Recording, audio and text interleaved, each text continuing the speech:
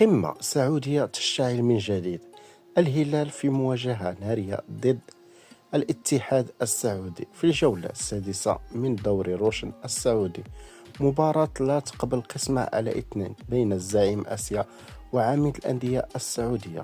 في هذا الفيديو سنتعرف على موعد المباراة وكذلك القنوات المفتوحة الناقلة لهذه المباراة، إضافة إلى أبرز التفاصيل التي تهم كل عشاق الكرة السعودية والعربية.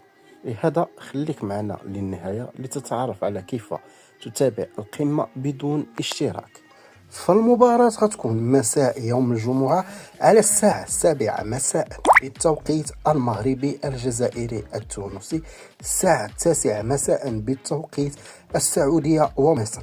بخصوص القنوات الناقلة لهذه المباراة، فالمباراة غتكون منقولة مجانا على القمر النيسات على قناة الثمانية، وكذلك هذه القناة فهي كتواجد على القمر بدر أو اسم ديالو اللي كان قديما العرب صاد.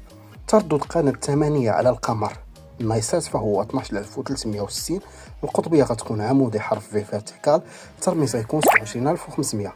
أصدقائي فرجة ممتعة للجميع، تديروا معكم لايك بارطاج، إلا مكنتوش مشترك فاشتركوا وفعل زر الجرس باش دايما توصل بالجديد.